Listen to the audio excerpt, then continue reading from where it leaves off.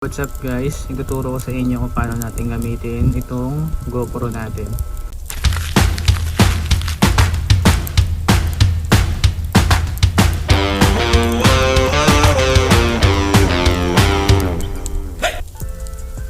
Ito ay GoPro 11. Ang pagbukas niya ay dito sa gilid. Press.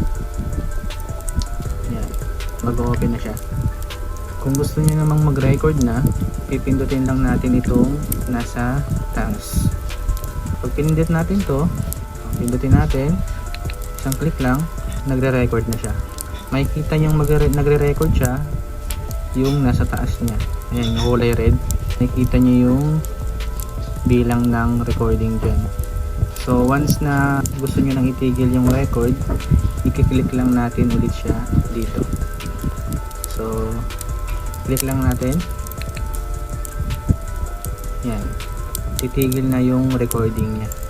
Kung gusto mo naman makita yung ni-record mo, touchscreen naman tong GoPro, i-touch lang natin siya pataas. Yan. Yan. Yan yung ni-record natin kanina. Tapos, kung ayaw natin yung record na to, gusto natin siyang i-delete, dito, meron siyang delete. So, pindutin lang natin to, delete. Lalabas yan. So, delete lang natin. Yan. Deleted na siya. Meron namang shortcut to ng pag-record. Power off muna natin siya. Kung ito power off nyo, dito lang din sa gilid, press nyo lang siya. Yan. Power off na siya. Kung gusto mong mag-record ng hindi binubuksan to, sa power on niya, dito sa mismong power niya, pwede ka namang mag-record agad dito sa taas, itong red na to. So i-click mo lang siya, click natin, click,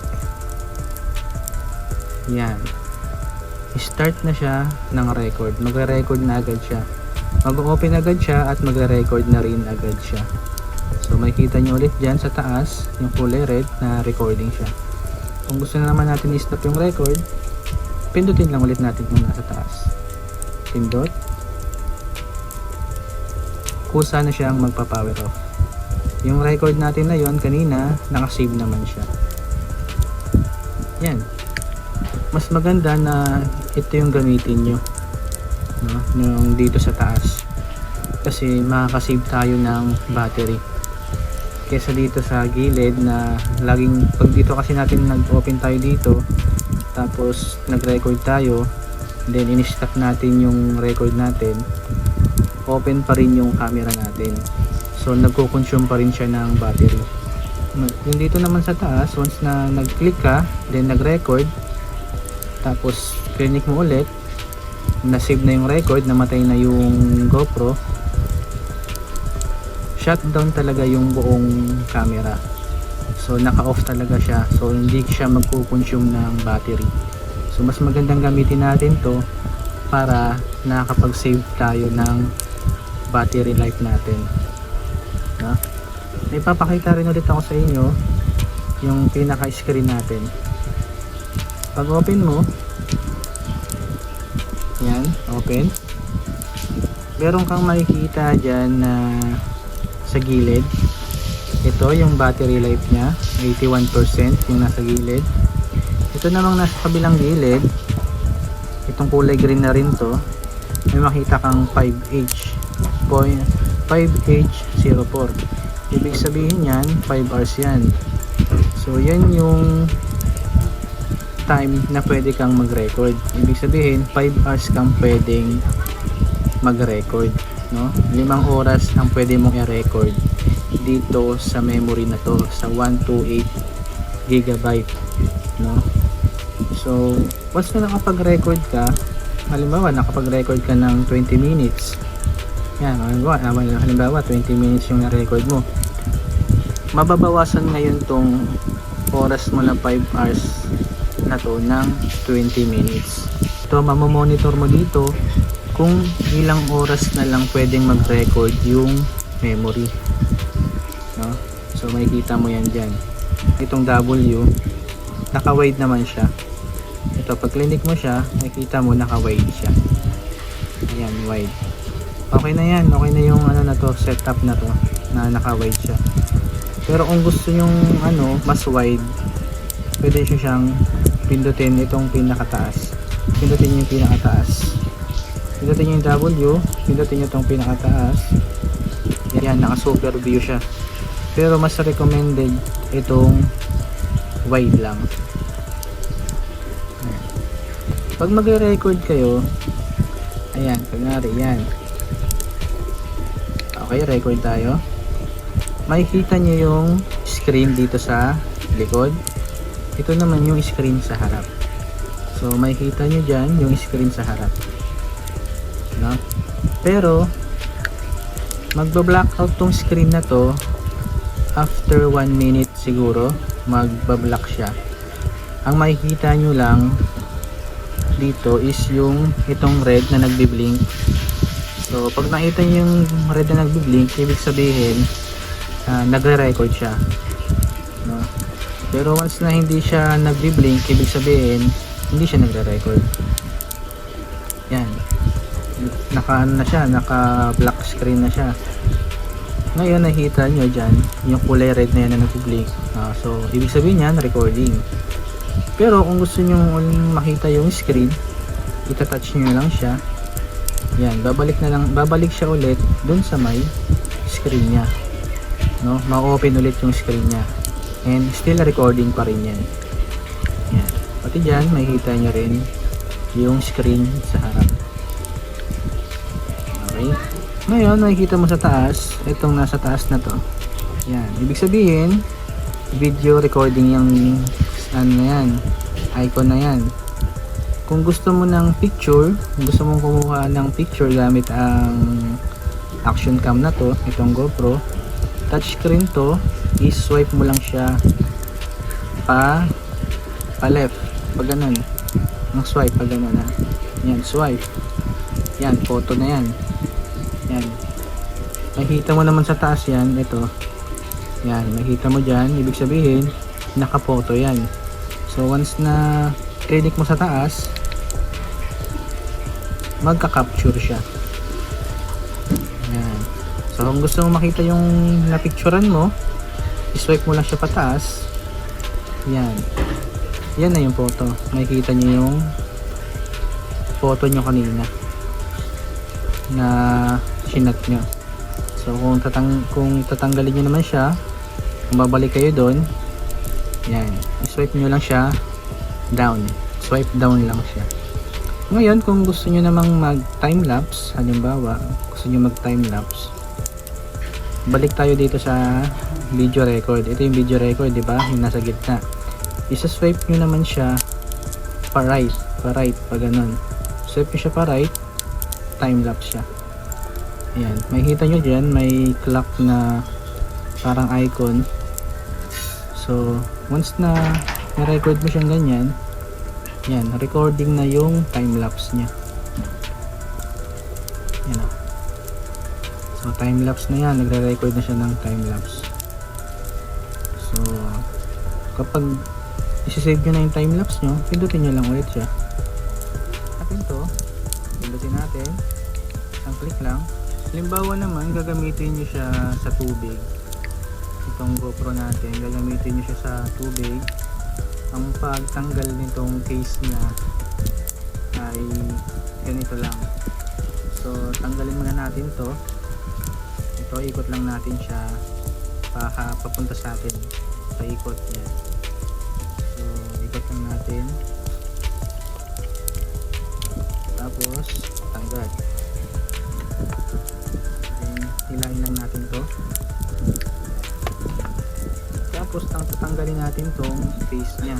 Ang pagtanggal nitong face niya, ito, itataas lang natin to, iangat natin. Ayan, angat. Tapos ganyan lang natin. Pagkuha ng GoPro natin, push lang natin to. Push lang natin siya. Tapos yan. Ayan, ito na yung face niya. Tapos ito yung GoPro natin. Tapos papalitan waterproof case. Palitan natin siya ng waterproof. Palitan natin dyan. Natin. Tapos, tingnan natin. Then, yan.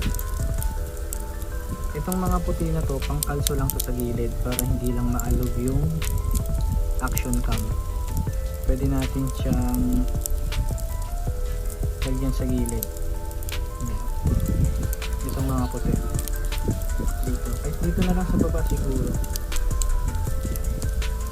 Tapos, saka natin ilalagay itong action cam natin.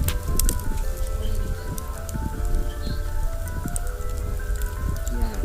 Once malagay mo siya dyan, pupush mo lang siya. Baba. Yan. Medyo matigas lang siya ng konti. So, yan. Yan. Yan. Napindot yata natin yung button kaya nag-record siya. So, tanggalin lang natin itong recording niya. Pindutin lang natin itong nasa taas.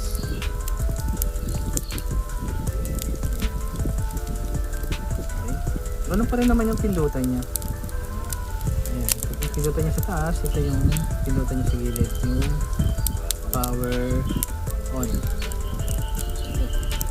Tapos, ilalagay natin to.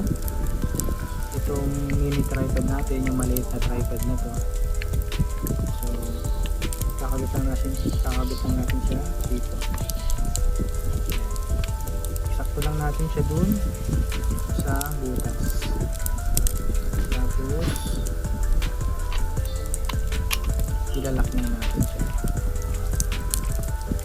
Pag-lock niya, pag ano yun, forward, masyadong ilak ng super higpit para na-adjust niya siya. So, kahit hindi na masyadong mahigpit yung pag-lock niya. Yan. Yan. Pwede na natin siyang gamitin sa may tubig, underwater shot. Kung gusto nyo may shot sa ilalim ng tubig, pwede natin siyang gamitin. Ano, ayan. Pindutin lang natin itong nasa taas. Pindot. Yan. Record na siya. So, tanggalin lang natin. Yan. Then, kung ibabalik natin to, ibabalik natin tong pinaka-case niya. Ganun lang naman din. Lalagay nyo lang siya dito. Yan. Tapos, ito. Then, tapos, saka siya natin ilalak. Yan, nakalak na. Hindi nyo siyang punasan yung lens niya o kaya itong screen kapag nakita nyo madumi. So, kahit ano naman, huwag lang yung kailang magaspang na tela. Kahit mga gantong tela lang, kahit cotton, yan, o kaya yung dry fit na damit, yan, pwede nyo naman siyang punasan. Ito naman yung battery natin. Ito, may dalawang battery dito. Meron na rin battery to. Itong nasa loob nito ng GoPro natin, may battery din dito. Type C lang din naman siya. So, yun na naman, Type C, pwede nyo siyang i-charge. Kung gusto nyo palitan yung battery nito, halimbawa nalobat na yung battery nito, ang pag-open naman niya ay nandito sa gilid. Itong nasa gilid. So, ito, nakikita nyo dito na parang may ano siya. Ipipress nyo lang siya pababa. Press nyo na siya pababa. Medyo matigas lang siya. So, press niya pababa. Tapos, yan. Okay na siya. Tapos, tatanggalin lang natin yung battery. Ilaan naman yung bawat battery. Tatanggalin natin siya. Yan. Tanggalin natin yung battery. Yan. Tapos, kung gusto natin siyang palitan, kunin natin yung battery natin dito.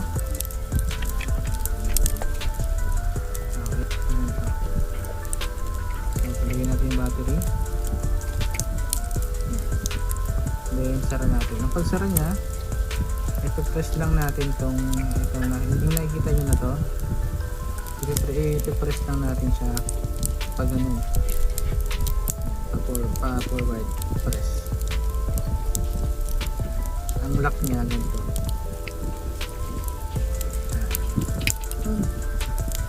Nandito sa gilid naman ito lang naman yung pinaka power on niya.